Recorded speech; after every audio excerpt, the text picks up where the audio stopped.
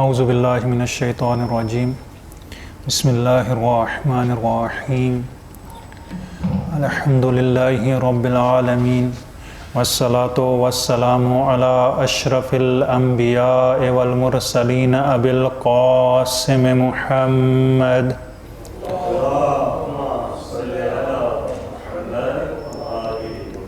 وآلہ الطیبین الطاہرین المعصومین الذين أذهب الله عنهم الرجس أهل البيت ويطهرهم تطهيرا.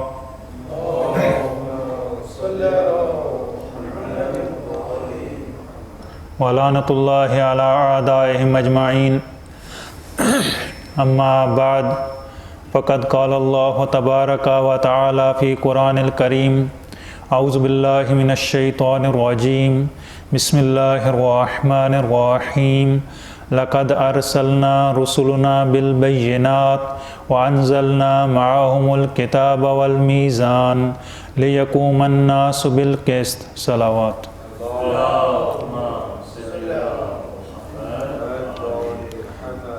ہمارا سلسلہ گفتگو انبیاء کی سیرت کے بارے میں تھا کہ انبیاء کی سیرت جسے قرآن نے بیان کیا وہ کن اصولوں پر مبنی ہے، کن معیارات پر مبنی ہے. چونکہ عرض کیا کہ کوئی بھی شخصیت ہو تو شخصیت ہمیشہ کچھ معیارات پر قائم ہوتی ہے. اگر وہ معیارات نہ ہوں اس وقت تک شخصیت تشکیل نہیں پاتی. شخصیت کے لیے ضروری ہے کہ کچھ اصول ہوں، معیارات ہوں جن کے تحت وہ شخصیت بنتی ہے.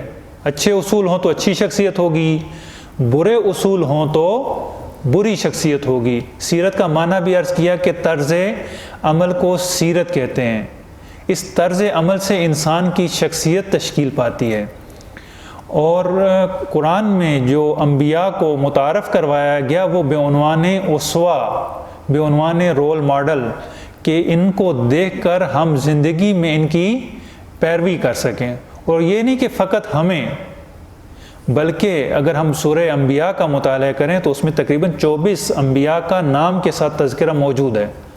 اور اس میں پیغمبر کو ایک ایک کا تذکرہ کر کے خدا یہ پیغام دے رہا ہے، یہ تسلی دے رہا ہے کہ دیکھیں اگر آپ پر مشکلات آئی ہیں، آپ کے حالات ایسے ہیں تو اس سے پہلے سابقہ انبیاء ایسے تھے. وذکر، آپ جو ہے وہ ذکر کریں، آپ یاد کریں جناب نوح کو، کہ جب جناب نوح نے اپنی قوم کو پکارا، قوم نے کیسے ان کو جواب دیا، انہوں نے قوم کے ساتھ کیا کیا. پھر اس کے بعد تذکرہ ہے کہ فلاں نبی کا آپ تذکرہ جا کے دیکھیں کہ قوم نے ان کے ساتھ کیا سلوک کیا، انہوں نے کیا پیغام دیا. یعنی سورہ انبیاء میں گویا پیغمبر کو تسلی دی جا رہی ہے کہ آپ کو کسی بھی وجہ سے پریشان نہیں ہونا. اس سے پہلے سابقہ انبیاء کی یہ روش رہی ہے، یہ ان کے ساتھ کیا گیا، یہ ان کی سیرت. کلی طور پر سورہ انبیاء میں انبیاء علیہ السلام کی سیرت بیان کی گئی ہے نام لے کر، اور پیغمبر کو خطاب کیا گیا ہے. یعنی خطاب پیغمبر کو ہے، انبیاء کا تذکرہ ہے، اور اس میں ساتھ ساتھ انبیاء کے کام اور قوم والوں کا جو سلوک رہا وہ بتایا گیا. کیونکہ عرض کیا کہ یہ ختم نبوت، آخری نبی ہیں، اس کے بعد نبوت کا سلسلہ نہیں ہے، اس کے بعد امامت کا سلسلہ شروع ہو جاتا ہے. جب نبوت کا سلسلہ ختم ہے تو اس سے پہلے جتنے بھی تجربات کسی بھی نبی کی امت میں کیے گئے، جو کچھ بھی ہوتا رہا، حالات جیسے بھی ہوتے رہے، ان سب کی تکمیل، گویا یہ نبوت ایک عمارت کی مانند تھی کہ جو آہستہ آہستہ بنتی رہی، جس کی آخری اینٹ اور آخری حصہ پیغمبر کی صورت میں تکمیل ہوا، اور یہ دین پیغمبر کی نبوت کے ساتھ آ کر تمام ہوا. اور اس کے بعد مہر لگی. ختم کہتے ہیں، ختم خاتم سے ہے، مہر لگانا. جب ایک لیٹر لکھا جاتا ہے تو لیٹر کے آخر میں کیا کیا جاتا ہے؟ ایک مہر لگائی جاتی ہے. اس مہر کا مقصد کیا ہے؟ اس مہر کا مقصد یہ ہوتا ہے کہ یہاں پر لیٹر تمام ہو گیا، اب اس کی تکمیل ہوگی، اب اسے جس کے پاس بھیجنا ہے اس کے لیے آمادہ ہو چکا ہے. تو ختم نبوت سے مراد یہ کہ یہ دین، نبوت کا سلسلہ جو خدا نے ایک ایک کر کے بھیجا وہ اب تکمیل ہو گیا، اب اس پر مہر لگا دی گئی. اس کے بعد اب کوئی نبی آنے والا نہیں ہے۔ اور یہ ختم نبوت فقط نبی کے آخری ہونے کی وجہ سے نہیں ہے، بلکہ اگر ہم دیکھیں تو یہ ختم نبوت کا مطلب یہ ہے کہ سابقہ انبیاء نے جو بھی محنت کی، جو بھی زحمت کی، جو بھی لوگوں کو پیغام دیا، جو بھی دعوت دی، اس کا اختتام اور تکمیل پیغمبر نے آ کر انجام دی۔ یہ ختم نبوت ہے، یعنی اس بلڈنگ کو، اس عمارت کو، عمارت نبوت کو آ کر پیغمبر نے تکمیل کیا، اور اس کے بعد اب یہ بلڈنگ بالکل تیار ہوگی۔ اب اس کو محافظین کی ضرورت ہے، جو محافظین ائمہ کی صورت میں ہمارے پاس موجود ہیں، جنہوں نے اس بلڈنگ کی حفاظت کرنی ہے۔ یہ ختم نبوت کا لہذا پیغمبر کو خطاب ہوا ایک ایک نبی کے دور میں جو کچھ ہوا، اور عرض کیا کہ ہر نبی اپنے معاشرے کے مطابق آتا تھا، جو معاشرے کی ضرورت ہوتی تھی نبی میں وہ صلاحیت بھی ہوتی تھی، اور نبی کے پاس وہی معجزہ بھی ہوتا تھا۔ اور تیسری چیز یہ ہوتی تھی، عرض کی کہ ان کی بنیاد اور اساس توحید پر قائم ہوتی تھی۔ اور ایسا نہیں ہے کہ توحید فقط زبانی کہہ دینا لا الہ الا اللہ کافی ہے، نا، یہ توحید آپ کے معاشرے میں نظر آنی چاہیے۔ آپ کا معاشرہ توحید پر مبنی ہونا چاہیے، آپ کا معاشرہ عدالت پر مبنی ہونا چاہیے، آپ کا معاشرہ مساوات پر مبنی ہونا چاہیے، آپ کا معاشرہ اخوت اور مساوی برادری اور اخوت پر قائم ہونا چاہیے۔ یعنی یہ معاشرہ جو توحیدی معاشرہ ہوگا وہ ہمیشہ ان بنیادوں پر قائم ہوگا۔ انبیاء اگر آ کر کہتے ہیں قولوا لا الہ الا اللہ تفلحوا، خدا کو ایک مان لو، تو خدا کو ایک ماننے کا مطلب یہ نہیں ہے کہ زبان سے اقرار کر لیا کافی ہو گیا، نہیں، انہیں بھی معلوم تھا کہ یہ اتنی سادی بات نہیں ہے۔ خدا کو ایک ماننے کا مطلب یہ ہے کہ ہمیں یہ جو طبقاتی نظام ہے یہ ختم کرنا پڑے گا، یہ جو غیر مساواتی نظام ہے یہ ختم کرنا پڑے گا، ہمیں یہ ظلم ختم کرنا پڑے گا، ہمیں اپنی چودراہٹ ختم کرنی پڑے گی، ہمیں یہ سارا کچھ جو ہمارے پاس اختیارات ہیں یہ ختم کر کے عدل و انصاف اور مساوات کے مطابق جیسا خدا چاہتا ہے ویسے ہی کرنا ہوگا۔ اور یہ بڑا مشکل کام تھا ان کے لیے، ورنہ فقط یہ کہہ دینا کہ خدا کو ایک مان لو، خدا کو ایک ماننے میں کوئی حرج نہیں ہے۔ جیسے عدالت میں کسی سے کہا گیا کہ آپ نے جو ہے وہ نہیں، اسے معلوم تھا کہ قرآن کیا ہے یا اس کتنا وزنی ہوتا ہے، تو کہا کہ آپ کو قرآن اٹھانا ہوگا تب آپ کی بات مانی جائے گا۔ پہلے تو انکار کرتا رہا، نہ میں قرآن نہیں اٹھاؤں گا۔ تو جب انہیں زیادہ اصرار کیا، کہتا لو میں دیکھوں تو صحیح قرآن ہے کتنا، تو جب لایا گیا تو ایک کتاب کہتا ہے اتنے تو 100 لے میں اٹھا لوں گا۔ نہ، قرآن اٹھانے سے مطلب یہ نہیں ہے کہ آپ اس کا وزن دیکھیں، اس کا مضمون، اس کا مطالب، جس چیز کی وہ دعوت دے رہا ہے وہ کتنا دقیق و عمیق ہے۔ اگر توحید کی دعوت دی جا رہی ہے تو اس کا مطلب ہے کہ آپ کے معاشرے میں توحید ہونی چاہیے، کسی کے ساتھ نا انصافی نہیں ہونی چاہیے، کسی کا حق غصب نہیں ہونا چاہیے، جس کے جو حقوق ہیں اسے وہ حقوق ملنے چاہیے، جس کے جو فرائض ہیں اسے وہ فرائض ادا کرنے ہیں۔ توحید کا مطلب یہ ہے کہ جو بھی ہمارا فریضہ بنتا ہے خدا نے متعین کیا ہے، جو کام ہمارے ذمے لگایا ہے، جو احکام ہمارے اوپر فرض کیے ہیں، وہ سارے کے سارے پابندی کے ساتھ انجام دینے ہیں۔ یہ توحید کا مطلب ہے۔ توحید اتنا سادہ نہیں کہ ہم نے اقرار کیا اور اقرار ہو گیا اور اس کے بعد جو ہم وہ موحد ہو گئے، نا، موحد کا مطلب یہ ہے کہ ہماری زندگی میں وہ توحید نظر آنی چاہیے۔ جیسے جناب ابراہیم کی زندگی، کل حضرت نوح کا تذکرہ کیا کہ جناب نوح نے ساری زندگی اسی توحید کی خاطر، اسی پیغام کی خاطر گزار دی۔ اس کے بعد اور بھی انبیاء آئے، ہود آئے، صالح آئے، کہ جنہوں نے اپنی قوم کو پیغام دیا، ان کے بھی اپنے معجزات تھے۔ اس کے بعد ایک عرصے کے بعد جناب ابراہیم آتے ہیں۔ ابراہیم کی شخصیت بڑی کلیدی حیثیت رکھتی ہے انبیاء میں۔ اگر ہم انبیاء کی زندگی میں محور اور مرکز تلاش کرنا چاہیں پیغمبر کے علاوہ، ختم نبوت کے علاوہ، تو ہمیں جناب ابراہیم کی شخصیت سب سے برجستہ نظر آتی ہے۔ ایک عجیب دور، عجیب کیفیت، عجیب انہیں مراحل سے گزرنا پڑا۔ فقط انہیں ایک چیلنج نہیں تھا، انہیں کئی قسم کے چیلنجز سے مقابلہ کرنا پڑا۔ سب سے پہلے آپ دیکھیں کہ جب وہ پیدا ہوتے ہیں، ان کے پیدا ہونے سے پہلے جو ہے وہ بادشاہ کو خبر ہو گئی کہ ایک بچہ پیدا ہونے والا ہے کہ جس نے میری سلطنت کو ختم کرنا ہے۔ علم نجوم، چونکہ عرصے سے نجوم رہا، جب یہ ہوا تو انہوں نے بچوں کو قتل کرنا شروع کر دیا۔ جناب موسیٰ کے وقت بھی یہی تھا، اور جناب ابراہیم کی ولادت اور پرورش ایک غار میں ہوتی ہے، آبادی سے دور جا کر، وہاں پر ان کی پرورش ہوتی ہے. جب بڑے ہو جاتے ہیں اب وہ غار سے باہر نکلتے ہیں. آپ دیکھیے کہ انسان کی یہ جو اتنا زیادہ اسلام نے، قرآن نے اس پر تاکید کی اور حضرت ابراہیم کو اسوہ قرار دیا، یہ معمولی بات نہیں تھی. بلکہ جناب ابراہیم جب غار سے نکلتے ہیں، اب غار میں وہ ہیں، خدا ہے، فطرت ہے، کوئی اور چیز ابھی ان کے پاس نہیں ہے. اب اسی پاکیزہ فطرت کے ساتھ، جس فطرت پر کوئی بھی پردہ، کوئی بھی آلودگی نہیں ہے، یہ اس فطرت کے ساتھ باہر نکلتے ہیں. جب اپنے لوگوں کے درمیان آتے ہیں تو آ کر دیکھتے ہیں کہ یہ لوگ تو بتوں کی پوجا کر رہے ہیں، ان پتھروں کے انہوں نے بت بنائے ہوئے ہیں، ان کی پوجا میں لگے ہوئے ہیں، یعنی کیا فائدہ دیتے ہیں. یعنی خود ان کے اندر سے یہ آواز، یعنی کہتے ہیں نا کہ دین فطرتی ہے، یعنی خود انسان کا وجدان، انسان کا ضمیر اگر اس پر پردے حائل نہ ہوں تو وہ یہ پکار کر کہتا ہے کہ خدا ایک ہے کوئی خدا جو اس کائنات کا بنانے والا ہے. جناب ابراہیم آئے، انہوں نے دیکھا کہ لوگ ان کاموں میں لگے ہوئے ہیں، بتوں کی پرستش کر رہے ہیں، ان کے سامنے سر جھکا رہے ہیں، قربانیاں دے رہے ہیں. بڑا عجیب لگا. کہا کہ خود اپنے ہاتھوں سے بنا کر اور خود ان کی پوجا کرتے ہو، خود ان کی عبادت کرتے ہو، یہ کوئی عاقلانہ کام تو نہیں ہے، یہ کیا کر رہے ہو؟ جو ان کے منہ بولے باپ تھے آزر، چونکہ آزر ان کے اصلی باپ نہیں تھے، آزر نے ان کی پرورش کی تھی، ان کے چچا تھے. بعض کتابوں میں ان کے چچا ذکر کیا گیا ہے، لیکن بہرحال یہ مسلم ہے کہ ان کے والد نہیں تھے. اب جو کہا گیا، اب پرورش کی وجہ سے کہا گیا، چونکہ جناب آزر نے جناب ابراہیم کی پرورش کی تھی، اس وجہ سے آزر کو حضرت ابراہیم کا اب کہا گیا. وہ ان کے حقیقی والد نہیں تھے، چونکہ انبیاء اور ائمہ کے لیے ایک جو ہم عقائد میں یہ بات کرتے ہیں کہ وہ ارحام مطہرہ اور اسلاب شامخہ ہونا چاہیے.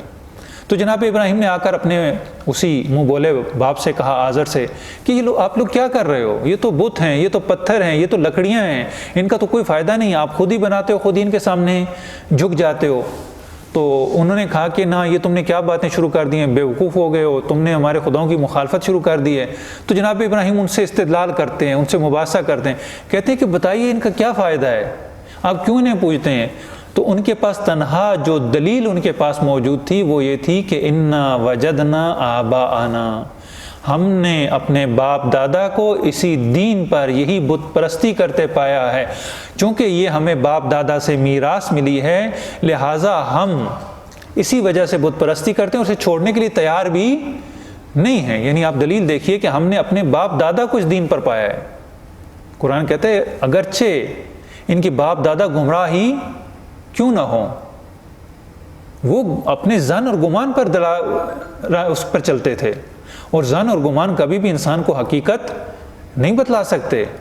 بس یہ ان کی دلیل صحیح نہیں تھی. جب وہ لاجواب ہوئے، اب ان کے پاس چارہ نہ رہا، تو آزر نے کہا کہ میں تمہیں سنسار کر دوں گا، اگر تم نے دوبارہ یہ باتیں کی تو میں تمہیں سنسار کر دوں گا، میں تمہیں پتھر سنگباری کروں گا، تم پہ پتھر ماروں گا، برساؤں گا. تو جناب ابراہیم نے اپنا اس وقت کہا کہ ٹھیک ہے، اگر ایسا تو میں چلا جاؤں گا. اب یہ ایک واقعہ جناب ابراہیم کا کہ انہوں نے اپنی پاکیزہ فطرت سے دیکھا کہ یہ چیزیں غلط ہیں، اور انہوں نے اس پر استدلال بھی کیا. اور جب وہ دوسرے مد مقابل عاجز آ گئے تو انہوں نے بجائے اس کے کہ ان کی بات مان لیتے، انہوں نے پھر دھمکیاں دینا شروع کر دیں. اور یہی جاہل کی نشانی ہوتی ہے کہ جب اس کے پاس دلیل ختم ہو جاتی ہے تو وہ لڑنے پر آ جاتا ہے. کبھی بھی اہل علم کو آپ نہیں دیکھیں گے کہ وہ لڑنا جھگڑنا شروع کر دے گا، نہ، یہ اہل علم کا وتیرہ نہیں ہے، یہ ان کی روش نہیں ہے، یہ ان کا اسلوب نہیں ہے. اہل علم ہمیشہ منطق سے، دلیل سے، برہان سے بات کرتے ہیں. کبھی بھی وہ لاجواب ہو کر غصہ نہیں آتے. اگر کبھی ایسا مسئلہ ہو بھی جائے تو وہ کھلے دل سے تسلیم کرتے ہیں کہ ہمیں اس چیز کا علم نہیں تھا. لہٰذا جب وہ عاجز ہوئے تو انہوں نے جناب ابراہیم کو دھمکی دینا شروع کر دی کہ ہم آپ کو سنسار کر دیں گے، آپ یہ دعوت چھوڑ دیجئے. پھر اس کے بعد ایک اور ماجرا ہوتا ہے. جناب ابراہیم آتے ہیں، وہ دیکھتے ہیں کہ کچھ لوگ جو وہ ستارہ پرستی میں مشغول ہیں.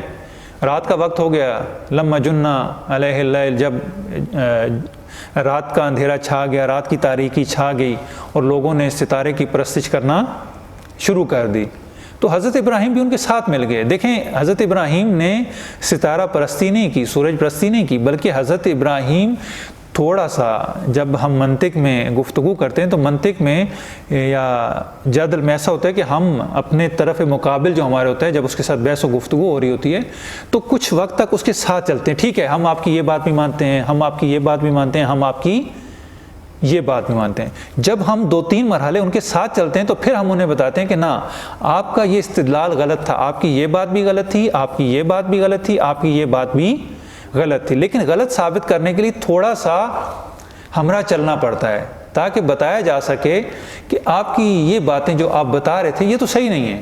تو جناب ابراہیم نے بھی بت پرستی نہیں کی، ستارہ پرستی نہیں کی، جھوٹ نہیں بولا، بلکہ یہ جناب ابراہیم کے استدلال کا طریقہ تھا کہ تھوڑا سا ان کے ساتھ چلے، ستارے کی پرستی شروع کر دی، انہوں نے کہا یہ نکل آیا ہم اس کی پرستش کرتے ہیں، کہا ٹھیک ہے، تھوڑی دیر گزری، غروب ہو گئے، چاند نکل آیا، جب انہوں نے چاند کو دیکھا کہ ہاں ہاں یہ تو اس سے زیادہ روشن ہے، یہ تو اس سے بڑا بھی ہے ستارے سے، اس کی پرستش کی جانی چاہیے، اس کی پرستش میں لگ گئے، کہا ٹھیک ہے یہ خدا ہے۔ تھوڑی دیر گزری، رات ختم ہوئی، سورج طلوع ہوا، کہا یہ تو اس سے بھی بڑا ہے، اس سے بھی زیادہ روشن ہے، ہمیں تو پھر اس کی عبادت کرنی چاہیے، انہوں نے اس کی عبادت کرنا شروع کر دی۔ حضرت ابراہیم ان کے ساتھ ساتھ کھڑے ہیں، عبادت نہیں کر رہے لیکن ان کے ساتھ ہمراہی کر رہے ہیں۔ اب سورج غروب ہو گیا، جب سورج غروب ہوا تو اب جناب ابراہیم نے وہ جو ان کے ساتھ چلنا تھا وہ چلے، اب ان کے ذہنوں میں انہوں نے ایک پیغام دینا شروع کر دیا۔ جناب ابراہیم کہتے ہیں کہ دیکھو یہ بھی غروب ہو گیا، اور خدا وہ ہے جو کبھی غروب نہیں ہوتا، خدا غروب نہیں ہو سکتا، خدا کو زوال نہیں ہے، خدا میں احتیاج نہیں ہے، خدا کسی کا محتاج نہیں ہے، خدا ایسا نہیں ہے کہ ایک وقت میں ہو ایک وقت میں نہ ہو، بس یہ خدا نہیں ہو سکتا۔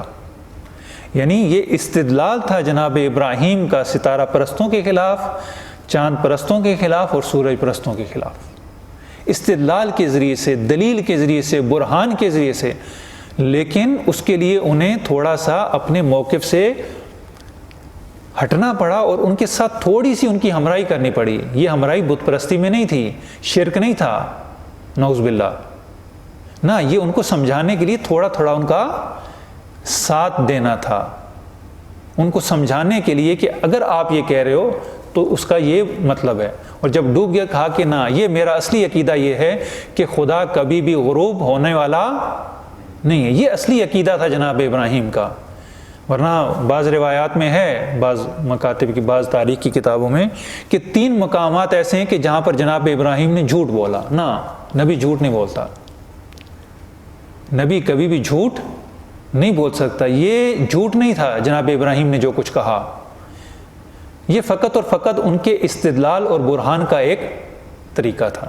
اب اس کے بعد توحید انہوں نے ثابت کی ان کے سامنے، دوبارہ یہ بت پرستوں کے پاس آ گئے۔ انہوں نے بت پرستوں، پہلے اپنے گھر میں مخالفت کی تھی، اب مجمع عام میں، ملأ عام میں آئے اور انہوں نے مخالفت شروع کر دی۔ کہا کہ یہ تم کیا کر رہے ہو، یہ تو کوئی عاقلانہ کام نہیں ہے، تم انسان ہو اور یہ پتھر کے بت ہیں، انسان اس کے سامنے جھکے، یہ انسان کی تذلیل ہے، یہ تو مناسب کام نہیں ہے۔ انہوں نے کہا جاؤ جاؤ اپنا کام کرو۔ تو وہاں پر قرآن کی جو آیات ہیں وہ آیات کہتی ہیں کہ حضرت ابراہیم نے ان سے کہا کہ میری تھوڑی طبیعت صحیح نہیں ہے، لہٰذا میں یہیں پہ، آپ لوگ جاؤ۔ حضرت ابراہیم یہ کہہ کر وہیں پر رک گئے، اور وہ لوگ، انہیں اس دن ان کا کوئی تہوار تھا، عید تھی، وہ عید منانے ان کا کوئی رسم تھی کہ وہ شہر سے باہر چلے جاتے تھے، شہر سارا خالی ہو جاتا تھا، وہ شہر سے باہر چلے گئے۔ جناب ابراہیم ہیں اور بت ہیں۔ البتہ جناب ابراہیم پہلے ان سے کہہ چکے تھے کہ میں تمہیں بتاؤں گا، میں تمہارے ساتھ کچھ کروں گا، لاقیدن، کہ میں تمہارے ساتھ کچھ ایسا کروں گا۔ اور جو اتنی ملأ عام میں مخالفت کرتے تھے، اپنے گھر میں مخالفت کرتے تھے، لوگوں میں بتوں کی مخالفت کرتے تھے، اب جناب ابراہیم نے کلہاڑا لیا، بتوں کو توڑنا شروع کر دیا، ایک ایک کر کے بت توڑتے گئے، اور آخر میں جو سب سے بڑا بت تھا اس کو چھوڑ دیا۔ نہ فقط یہ کہ چھوڑ دیا بلکہ کلہاڑا بھی اس کے کندھے پر رکھ دیا۔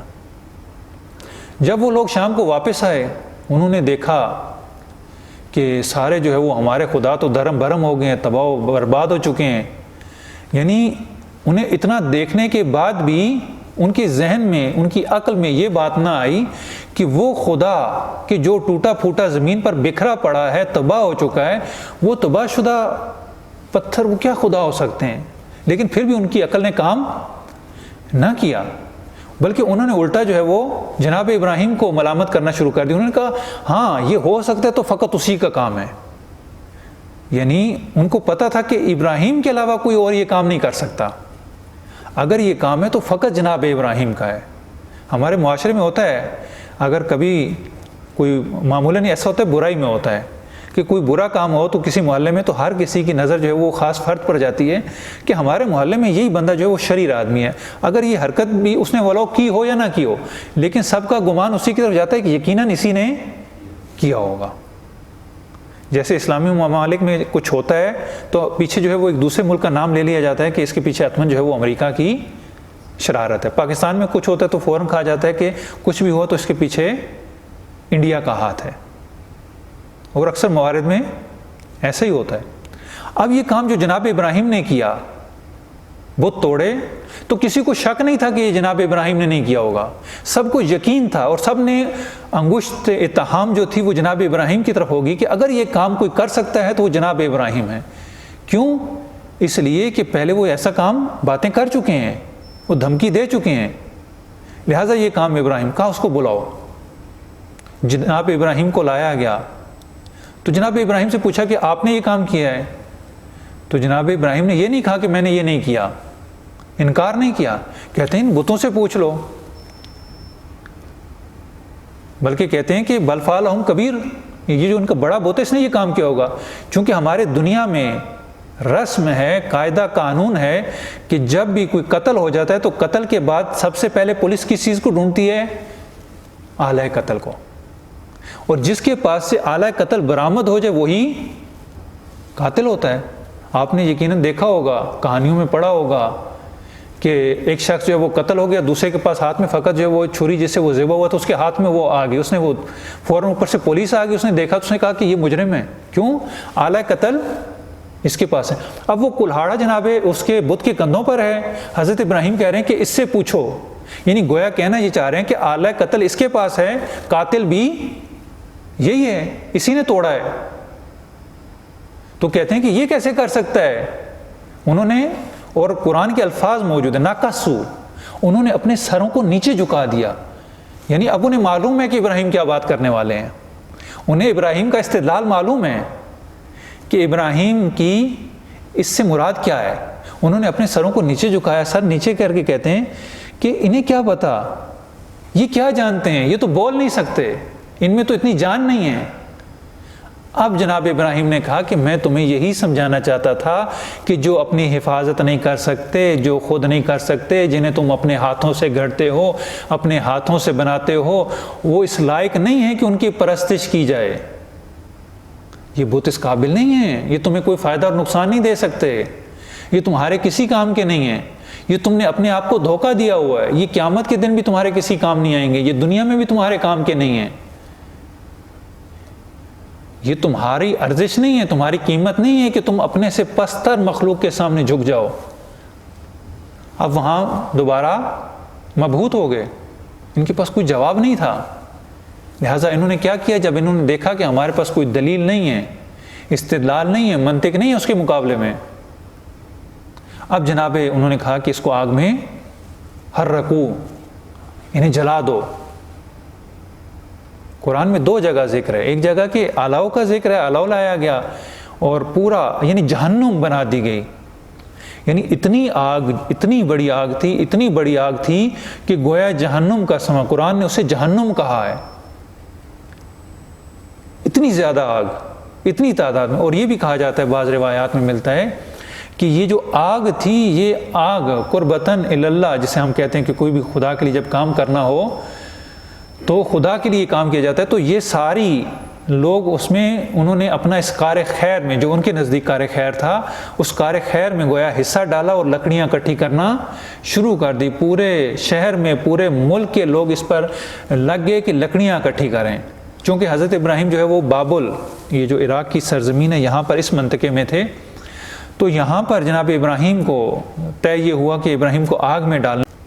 ایک بہت بڑا الاؤ جس کو قرآن جہنم کہہ رہا ہے، یعنی جہنم کسی کیفیت تھی، اتنا بڑا الاؤ کہ آپ اندازہ کریں کہ جناب ابراہیم کو پکڑ کے کھینچ کے آگ میں نہیں ڈالا گیا، بلکہ منجنیک وہ آلہ ہوتا ہے کہ جس سے اس میں رکھ کے اور پھر پھینکا جاتا ہے، پتھر پھینکا جاتے تھے۔ خانہ کعبہ پر بھی جہاں حملہ کیا یزید نے تو منجنیک سے پتھر اور آگ پھینکی خانہ کعبہ پر، جس سے اس کو آگ لگی۔ جناب ابراہیم کو منجنیک میں ڈالا گیا اور منجنیک میں ڈالنے کے بعد آگ میں پھینکا گیا۔ اس کا اتنی شدت اور حدت تھی کہ کوئی بھی اس کے قریب نہیں جا سکتا تھا، مجبور ہوئے، اتنی بڑی آگ تھی کہ جناب ابراہیم کو منجنیک میں ڈال کر اس آگ میں پھینکا گیا۔ میرا آپ سے سوال ہے کہ جناب ابراہیم نے جو کچھ کیا تھا تو جناب ابراہیم کو تو قتل کیا جا سکتا تھا، جیل میں ڈالا جا سکتا تھا، یہ سزا کیوں دی گئی؟ کیوں آگ میں جلایا گیا؟ وجہ کیا تھی؟ اور آگ بھی معمولی نہیں ہے۔ اگر آگ میں جلانا مقصود ہے تو جیسے ہندو مردے کو جلاتے ہیں، چند لکڑیاں لائیں، اس میں آپ نے ڈالا، آپ دیکھتے ہیں کہ ایک معمولی سے گھر میں جو ہے وہ سلنڈر پھٹتا ہے، چولہے سے آگ لگتی ہے اور پھر پورا گھر جل جاتا ہے، خواتین جل جاتی ہیں، مرد جل جاتے ہیں تھوڑی سی گیس لیکیج ہونے سے۔ اتنی آگ کافی ہوتی ہے انسان کو جلانے کے لیے، اتنی بڑی آگ کس لیے؟ اتنا بڑا آلو کی منجنیک سے رکھ کے پھینکا جا رہا ہے، وجہ کیا ہے؟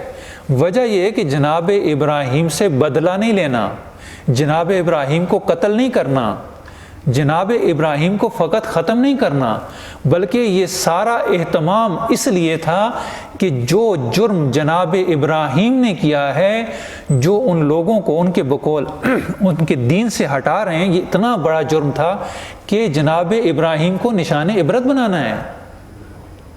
جناب ابراہیم کو فقط قتل کرنا نہیں تھا، راستے سے ہٹانا نہیں تھا، ورنہ اس کے لیے معمولی راستے موجود تھے، نشان عبرت بنانا تھا۔ یہ دشمن کا ایک حربہ ہوتا ہے کہ لوگوں کے دلوں میں خوف ڈال دیا جائے، جیسے کوفہ والوں کے دلوں میں خوف ابن زیاد کا۔ جب ابن زیاد آیا اور اس نے کیا کیا، اس کا حربہ یہی تھا کہ ابن زیاد نے آ کر کوفے کے لوگوں میں وہ خوف ڈال دیا کہ ان کی جرأت نہ ہوئی۔ اس نے کہا کہ شام سے ایک لشکر آ رہا ہے، جو بھی حکومت کی مخالفت کرے گا، امام حسین علیہ السلام کا ساتھ دے گا، وہ لشکر اسے نابود کر دے گا، تمہاری تنخواہ میں بند کر دیتا ہوں، بیت المال سے جو تمہیں حقوق ملتے ہیں وہ تمہیں نہیں دیے جائیں گے۔ ان کے دلوں میں خوف ڈال دیا اور کرفیو نافذ کر دیا، حتیٰ رات کو ایک بندہ اپنی حاجت کے لیے، کسی ضرورت کے لیے باہر نکلا، اس کو پکڑ کر ابن زیاد نے پھانسی چڑھا دیا تاکہ دوسروں کے لیے نشان عبرت ہو اور کوئی اس کے بعد اس کا حکم عدولی نہ کر سکے۔ جناب ابراہیم کے ساتھ بھی یہی ہوا کہ نشان عبرت بنایا جائے، لیکن مکروا ومکر اللہ واللہ خیر الماکرین، یہ بھی مکر کرتے ہیں، ان کے مقابلے میں خدا تدبیر کرتا ہے اور خدا کی تدبیر ہر مکر پر غالب ہے۔ یہ خدا کی تدبیر تھی۔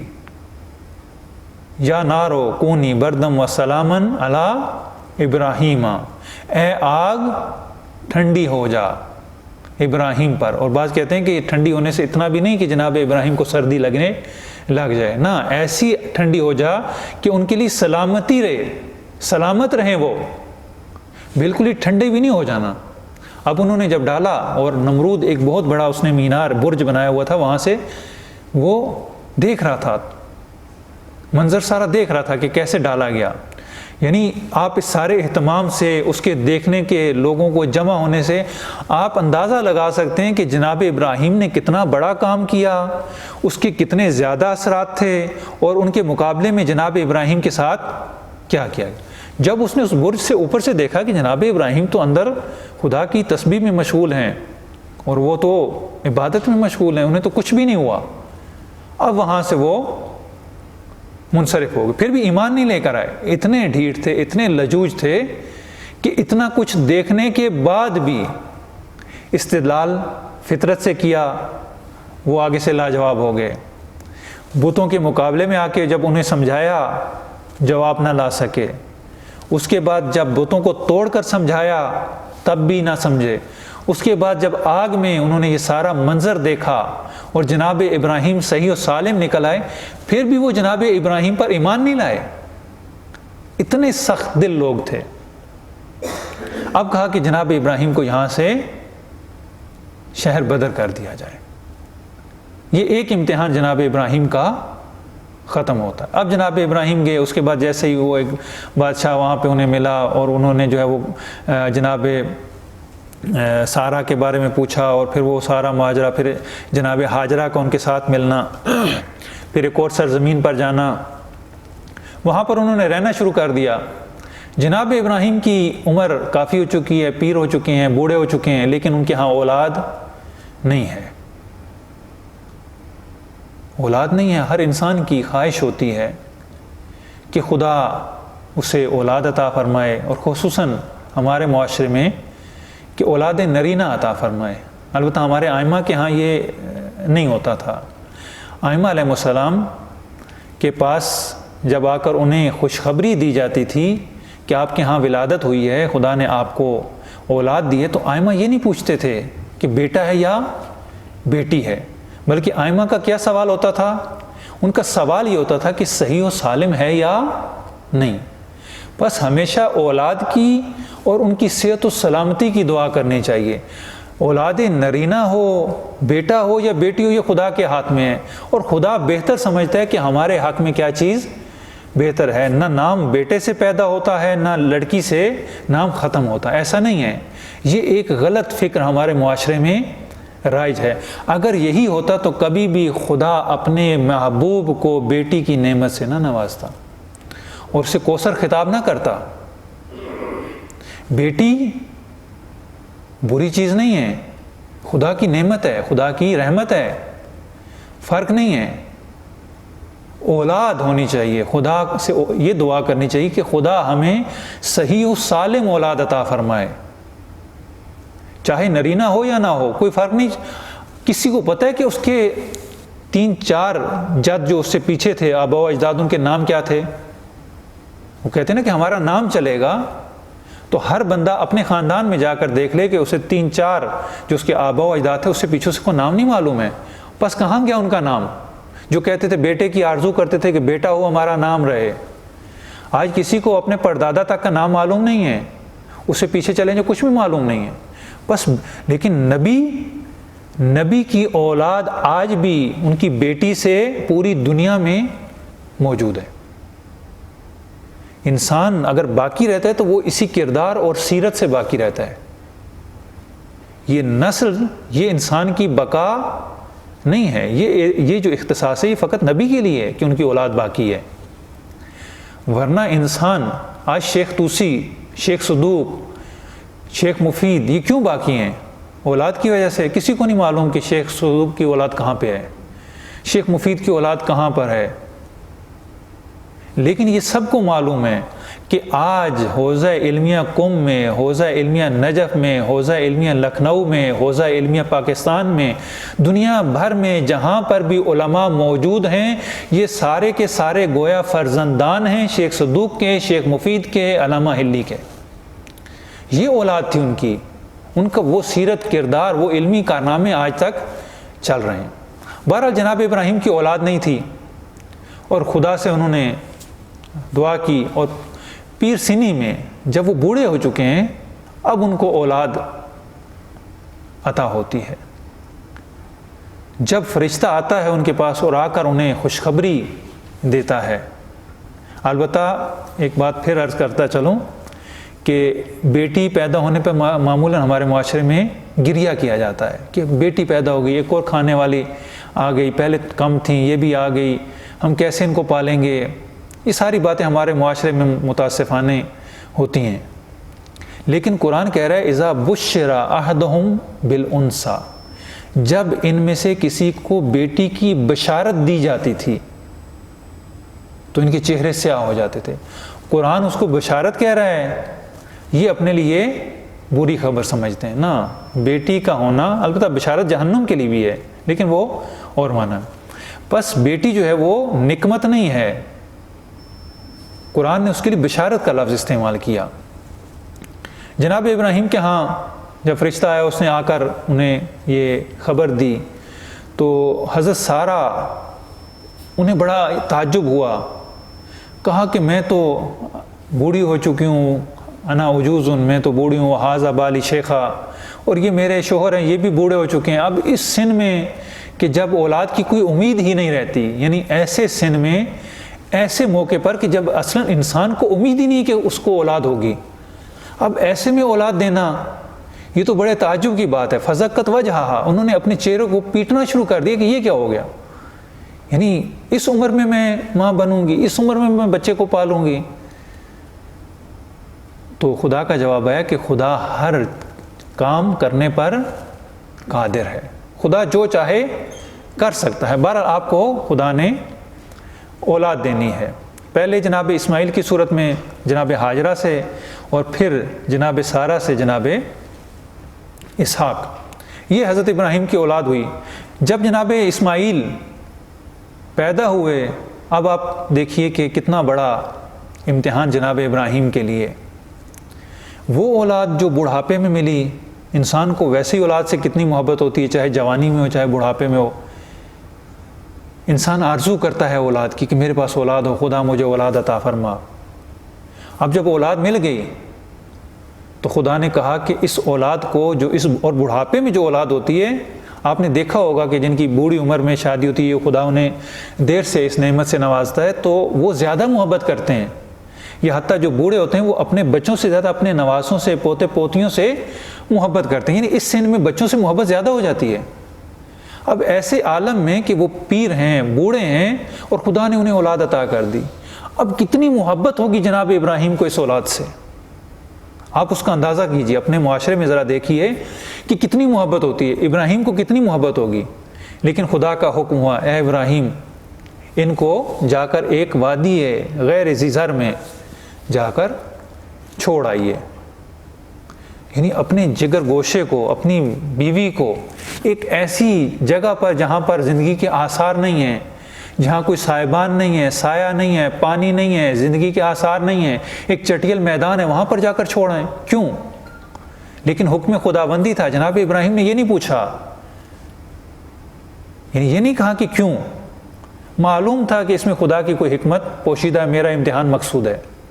جناب ابراہیم جا کر انہیں مکہ چھوڑ آئے، وہاں پر اس کے بعد جو کچھ ہوا، صفا مروہ کے درمیان جناب ہاجرہ نے جو دوڑ لگانا شروع کی، اس کے بعد وہاں پر پانی نکلا جناب اسماعیل کی ایڑیاں رگڑنے سے، اور پھر وہاں پر ایک قبیلہ بنی جرم جو قریب ہی میں آباد تھا، وہ آ کے ان کے قریب آباد ہو گئے، یہیں پر جناب اسماعیل نے ان کا پرورش ہونا شروع ہو گئی۔ اب اتنے عرصہ گزرنے کے بعد قرآن کہتے ہیں کہ جب وہ بڑے ہو گئے، نوجوان ہو گئے جناب اسماعیل، تو اب جناب ابراہیم کا ایک اور امتحان شروع ہوا ہے، نہ فقط جناب ابراہیم کا بلکہ جناب ابراہیم اور اسماعیل دونوں کا۔ اب آپ دیکھیے، ذرا غور کیجئے کہ باپ اپنی اولاد کو بچپنے میں چھوڑ دیتا ہے، ہمارے معاشرے میں بھی ہوتا ہے، ناچاکی ہوئی، کچھ بھی ایسا ہوا، ماں باپ آپس میں جدا ہو گئے، اولاد ساری ماں کے پاس رہ گئی، باپ علیحدہ ہو گیا۔ اب یہ جو اولاد پرورش پاتی ہے، یہ کبھی بھی باپ کو دیکھنے کی روادار نہیں ہوتی، اگرچہ اسلام کا حکم یہ نہیں ہے، لیکن ہمارے معاشرے میں عام طور پر یہی ہے کہ یہ اولاد اپنے باپ کو دیکھنے کی روادار نہیں ہوتی۔ کیا کہتی ہے، آپ نے ہمارے لیے کیا کیا ہے، ساری زندگی تو ہمیں ماں نے پالا ہے، مشکلات اس نے برداشت کی ہیں، آپ تو مزے سے اپنی زندگی گزارے تھے، آج ہم بڑے ہوئے ہیں تو آپ ہمارے پاس آ گئے ہیں، ہم سے ملنے آئیں گے، میں آپ کا والد ہوں، میں آپ کا باپ ہوں۔ وہ ملنے کے روادار نہیں ہوتے۔ اب ایسے میں جناب ابراہیم ملنے آئے جناب اسماعیل کو خدا کے حکم کے ساتھ، اور حکم بھی عجیب، یا بنی انی اری فی المنام ان اذبحک، اے میرے بیٹے میں نے یہ خواب میں دیکھا ہے کہ میں تجھے ذبح کر رہا ہوں۔ تو آگے سے جناب اسماعیل کی اطاعت دیکھیے، انہوں نے یہ نہیں کہا کہ ابا جان آپ تو ہمیں چھوڑ کے چلے گئے تھے، آج آئے ہیں، وہ ملنے نہیں آئے ہیں، وہ بھی کہتے ہیں کہ میں تمہیں ذبح کرنا چاہتا ہوں، میں نے خواب میں دیکھا ہے۔ یہ کیا بات ہوئی، ساری زندگی پوچھا نہیں اور آج آ کے آپ مجھے امتحان میں ڈال رہے ہیں، میری جان لینا چاہتے ہیں۔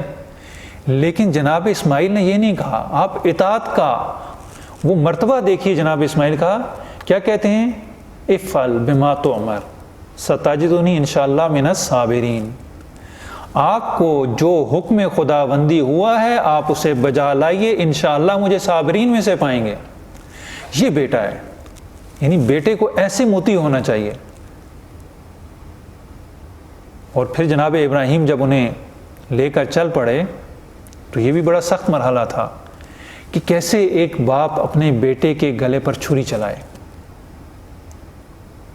یعنی سخت، یعنی سن کے ہم نے جو ہے وہ ذہن میں ایک چیز ہوگی، لیکن کبھی تصور کیجئے اس کو کہ کتنا سخت ہے۔ ہمارے سامنے ہماری اولاد ہوتی ہے، بچے کو بخار ہو جائے، ماں باپ تڑپنے لگتے ہیں، فوراً ہاسپٹل لے کے جاتے ہیں، ڈاکٹر کے پاس لے کے جاتے ہیں، اس کو دوائی دے دو، یہ ٹھیک نہیں ہو رہا، کیا ہو گیا ہے؟ اور ایک باپ اپنے بیٹے کو ذبح کرنے جا رہا ہے، کیا کیفیت ہوگی اس باپ کی؟ کتنا سخت امتحان ہوگا اس باپ کے لیے کہ جوان بیٹا باپ کا سہارا ہوا کرتا ہے، باپ جیتا ہے اپنی اولاد کو دیکھ کر، بیٹے کو دیکھ کر، یعنی اس کی آنکھوں کی روشنی ہوتی ہے، دل کی ٹھنڈک ہوتی ہے، خصوصاً جب بیٹا جوان ہو جاتا ہے، اس کے بڑھاپے کا سہارا ہوا کرتا ہے۔ اور اسی سہارے کو جناب ابراہیم خدا کے حکم سے ذبح کرنے جا رہے ہیں، کیا کیفیت ہوگی جناب ابراہیم کی؟ قابل تصور نہیں ہے۔ وہ لے کر گئے جناب اسماعیل کو اس مقام پر جہاں پر ذبح کرنا تھا۔ بالآخر انسانی اس تقاضا ہے فطرت کا، انہوں نے اپنی آنکھوں پر پٹی باندھی، کہا میں نہیں برداشت کر سکتا، تحمل کرنا سخت ہے، واقعی سخت ہے۔ اب انہوں نے جناب اسماعیل کو جب لٹایا اور ان کے گلے پر چھری چلانا شروع کی تو خدا نے وہاں پر جناب اسماعیل کو ہٹا کر وہاں پر ایک مینڈھا، ایک دمبا رکھ دیا، اور وہ چھری جو ہے اس کے گردن پر چل کے وہ ذبح ہو گیا۔ اور وہاں سے ندا آئی، قد صدقت الرؤیا، اے ابراہیم آپ نے خواب کو سچا کر دکھایا۔ یہ جناب ابراہیم کا مقام تھا، یہ ان کی سیرت تھی کہ خدا کے حکم سے ایک تو توحید کا پرچار ہر حالت میں، دلیل کے ساتھ، برہان کے ساتھ، ایسا نہیں ہے کہ انہوں نے ایک بات کی اور ایسے نہ، جو بات بھی کی دلیل کے ساتھ اور دلیل پیش کی۔ اور حتیٰ جب نمرود سے کہتے ہیں، نمرود نے کہا کہ میں تو رب ہوں، میں تو یہ سب کام کر سکتا ہوں، تو اسے کہتے ہیں کہ اگر تم کر سکتے ہو تو سورج کو مشرق سے نکالو اور مغرب سے نکالو اور مشرق سے اس کو غروب کر دو۔ فبہت الذی، وہ وہاں پر مبہوت ہو گیا۔ یہ جناب ابراہیم کی سیرت تھی کہ ساری زندگی توحید کا پرچار کیا، توحید کے لیے مبارزہ کیا اور توحید ہی کے لیے قربانی بھی دی۔ اور یہ معمولی قربانی نہیں تھی۔ آج اگر ہم دیکھتے ہیں کہ حج سنت ابراہیمی ہے، جناب ابراہیم کی سنت خدا نے اسے قرار دیا، تو یہ معمولی وجہ نہیں ہے۔ حضرت ابراہیم کا کام بہت بڑا تھا، ان کا ایثار اور قربانی بہت بڑی تھی۔ اسی کے بعد بعض کہتے ہیں کہ یہی وہ امتحان تھا، یہی وہ قربانی تھی کہ جس کے بارے میں قرآن کہتے ہیں اذ ابتلی ابراہیم ربہ بکلمات فاتمہن قال انی جاعلک للناس اماما، کہ جب خدا نے حضرت ابراہیم کو آزمایا، ان کی آزمائش ہوئی، آزمائش ہونے کے بعد جناب ابراہیم کو مقام امامت دیا گیا۔ اور اسی لیے حضرت ابراہیم کی وہاں پر یہ الفاظ بھی اسی چیز پر دلالت کرتے ہیں کہ حضرت ابراہیم کہتے ہیں وَمِن ذُرِّيَّتِهِ، اے خدایا میری ذریت، تو خدا کہتے ہیں لا ینال عہدی الظالمین، کہ میرا یہ عہد، میرا یہ عہدہ ظالمین تک نہیں پہنچے گا۔ پس اس کا مطلب یہ ہے کہ یہ امتحان جو ہوا یہ ان کی اسی قربانی سے متعلق تھا کہ اس کے بعد ان کو مقام امامت ملا، اور جناب ابراہیم بھی صراحت کر رہے ہیں کہ میری ذریت میں بھی یہ مقام باقی رہے گا۔ تو جواب آتا ہے نا، ظالمین کو یہ مقام نہیں مل سکتا، چاہے وہ ظالم زندگی کے کسی بھی حصے میں انہوں نے ظلم کیا ہو۔ یعنی کہنا یہ چاہتے ہیں کہ یہ منصب فقط اور فقط معصوم کے لیے، معصوم کے علاوہ یہ منصب کسی کو نہیں مل سکتا۔ آپ دیکھیے، فرض کیجئے ایک شخص ہے کہ جس نے ساری زندگی ظلم کیا، ظالم ہے، اس کو یہ منصب نہیں ملے گا۔ زندگی کے پہلے حصے میں ظالم ہے، دوسرے حصے میں توبہ کر لی۔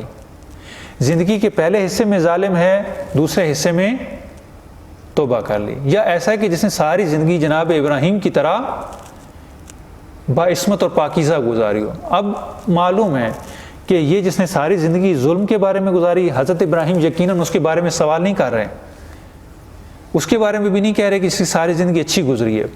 بس دو ہی چیزیں رہ جاتی ہیں،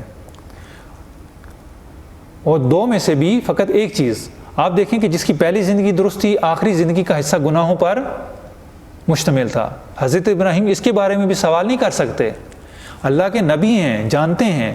بس حضرت ابراہیم کی مراد وہ شخص بھی نہیں ہے کہ جس کی ساری زندگی اچھی گزری ہو، اس سے مراد وہ شخص بھی نہیں ہے کہ جس کی ساری زندگی بری گزری ہو، اس سے مراد وہ شخص بھی نہیں ہے کہ جس کی زندگی کا ابتدائی حصہ اچھا گزرا ہو، بعد میں وہ گمراہ ہو گیا۔ بس ہمارے پاس ایک ہی جو ہے وہ صورت باقی رہ جاتی ہے کہ اس کی زندگی کا ایک حصہ گناہوں میں گزرا ہو اور ایک حصہ پھر آخری حصہ جو وہ صحیح گزرا ہو۔ تو خدا کہتے ہیں کہ میرا یہ عہد ظالمین تک نہیں پہنچے گا، گویا وہ افراد بھی کہ جن کا زندگی کا ایک حصہ ظلم میں گزرا ہے وہ بھی اس منصب کے فائز نہیں ہو سکتے، منصب کے اہل نہیں ہو سکتے۔ خداوند متعال سے دعا ہے کہ خدا ہمیں سنت ابراہیمی پر عمل کرنے کی توفیق عطا فرمائے۔ خدا ہمیں حج و زیارات، بالخصوص حج جو کہ سنت ابراہیمی ہے، اور وہاں پر ہم جا کر اسی سنت ابراہیمی کو زندہ کر سکیں۔ الہی بحق محمد و آل محمد ہمارے مرحومین کی مغفرت فرما، جو مریض ہیں انہیں شفائے کاملہ و عاجلہ عطا فرما، جو کسی مشکل میں گرفتار ہیں ان کی مشکلات آسان فرما، جو بے اولاد ہیں انہیں اولاد صالح و سالم عطا فرما۔ الہی بحق محمد و آل محمد جو مقروض ہیں ان کا قرض غیب سے ادا فرما، جو کسی مشکل میں گرفتار ہیں ان کی مشکلات آسان فرما۔ ماہ رمضان کی برکتوں سے ہمیں رحمتوں سے نواز دے۔ الہی بحق محمد و آل محمد ہمارے ولی حقیقی کا ظہور فرما، ہمیں ان کے انصار میں سے قرار دے۔ ربنا آتنا فی الدنیا حسنۃ وفی الآخرۃ حسنۃ وقنا عذاب النار۔ اللہم صلی علی محمد و آل محمد۔